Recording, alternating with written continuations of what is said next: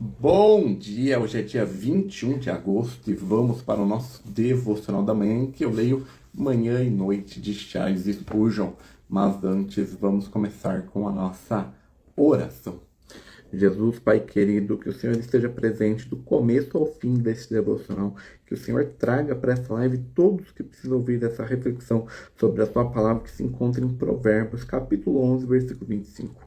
Espírito Santo, se for necessário que o Senhor traga para essa live todos, qualquer palavra em minha boca. Agradeço por estar conosco nessa manhã. Amém, amém, amém. Então vamos lá para o nosso devocional da manhã, começando lendo a introdução da Bíblia Spurgeon para o livro dos Provérbios. Circunstância da escrita.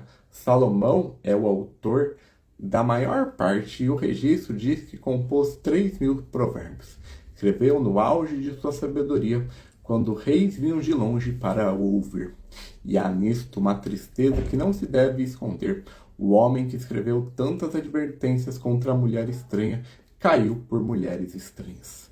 Deus preservou a sabedoria e não preservou o sábio, para que confiemos na palavra e não no pregador.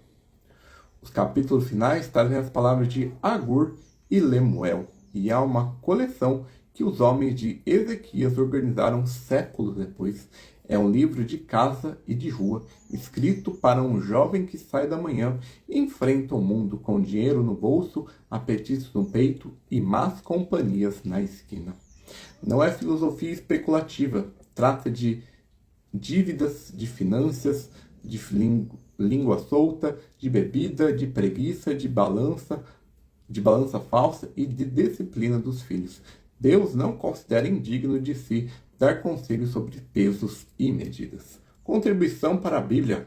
A tese do livro está no seu começo e governa todo o resto. O temor do Senhor é o princípio de conhecimento, mas os tolos desprezam a sabedoria e a instrução. O temor de Deus não é coroalmente do saber e o alicerce dele. Um homem pode conhecer as estrelas e as línguas e ser tolo se não temer a Deus. E o oposto da sabedoria aqui não é a ignorância, é o desprezo. A tolice é a moral antes de ser intelectual. O centro devocional é aquele mandamento duplo que já sustentou milhões de crentes em decisões difíceis. Confia no Senhor com todo o teu coração e não te estribeis no teu próprio entendimento. Vê as duas mensagens. Há um lugar onde se vê o peso todo e há um lugar de onde se tirar o peso. A maior parte de nós confia em Deus com a metade do coração e se apoia no próprio entendimento com a outra metade. E depois se admira de andar cambaleando. E onde está Cristo nesse livro? No 8º capítulo, onde a sabedoria fala com a pessoa e diz que estava com Deus antes que houvesse abismos e fontes, e que se alegrava diante dele. Os homens sábios de todos os séculos têm visto ali o Filho Eterno, e Paulo diz que nele estão escondidos todos os tesouros da sabedoria. Todo provérbio desse livro é um raio, e Cristo é o sol. Uma advertência sobre o uso deste livro. Provérbio não é promessa. Quando se diz que diligente prosperará, não está garantindo que nenhum trabalhador honesto ficará pobre. Então, se declarado a regra geral do governo moral de Deus no mundo caído, quem toma os provérbios como contratos acaba acusando Deus de não cumprir o que não prometeu. Estrutura, capítulo 1 ao 9, o chamado da sabedoria. Aqui a sabedoria e a loucura são retiradas, com duas mulheres, cada uma à sua porta, chamando o mesmo jovem. Uma oferece vida longa e honra, outra oferece mel na boca e no ventre. O 8º capítulo se ergue no meio como uma catedral. Capítulo 10 ao 22, a coleção principal de Salomão. Centenas de sentenças curtas, quase todas em contraste. O justo e o ímpio, o diligente e o preguiçoso, a língua mansa e a boca perversa. É preciso lê-las devagar, um por dia, como se toma um remédio e não as dúzias. Capítulo 22 ao 24. As palavras do sábio, conselhos sobre a mesa dos poderosos, sobre a não invejar os pecadores e sobre socorrer quem está sendo levado à morte. Capítulo 25 ao 29. A coleção dos homens de Ezequias. Aqui está a maçã de ouro, que é a palavra dita ao tempo, a advertência de que o homem sem domínio próprio é como uma cidade sem muro. Capítulo 30. Agur, a humildade de um homem que confessa de não ter entendimento e o pedido mais equilibrado da Escritura. Nem pobreza que nem faça furtar, nem riqueza que me faça esquecer de Deus. Capítulo 31. A mulher virtuosa.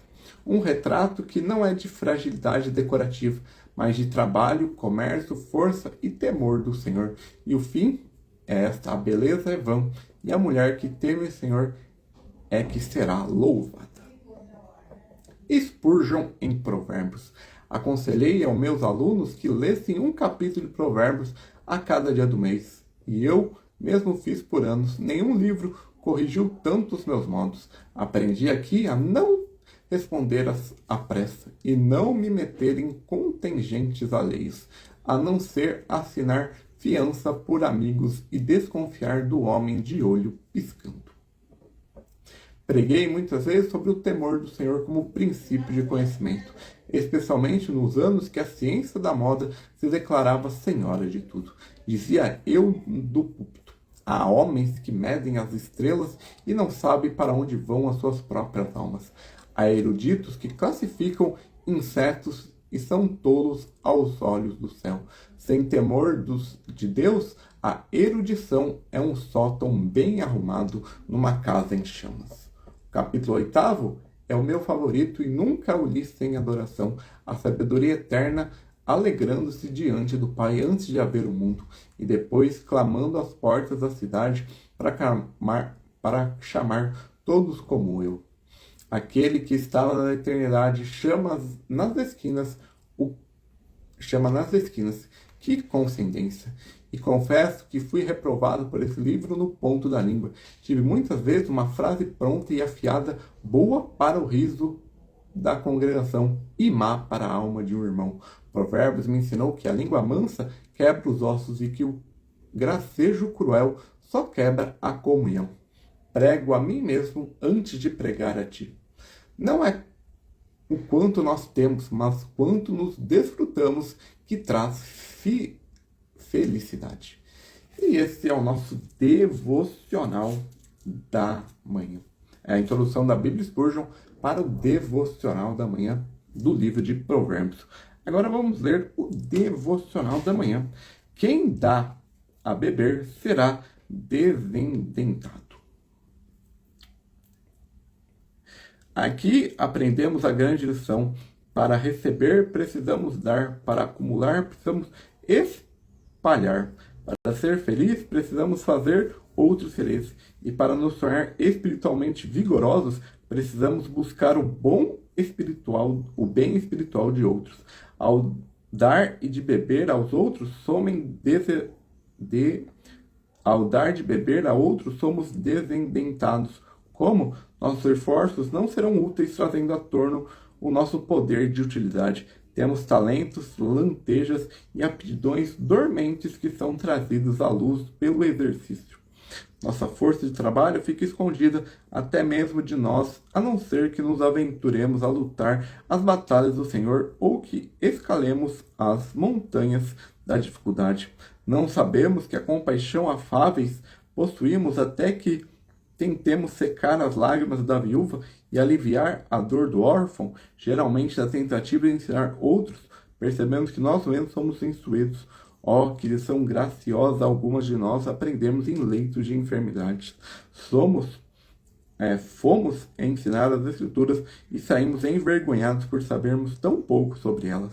Em nossas conversas com os santos abatidos, mais aprendemos sobre o caminho de Deus de modo primorosamente adequado para nós e cheguemos à compreensão profunda da verdade divina, de modo que dar de beber nos torna humildes. Descobrimos quanta graça aonde não iríamos procurá-la, e quanto o santo abatido pode nos sobrepujar em conhecimento.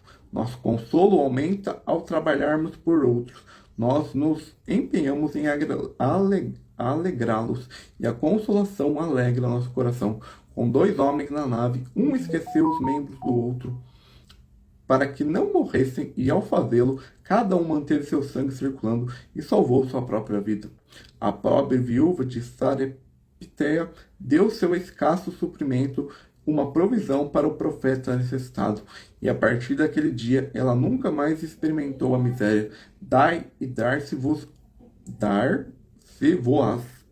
Boa medida, recalcada, sacudida, transbordante.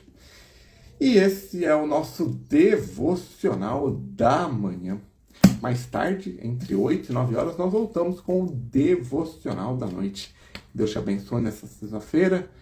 Amém, amém, amém.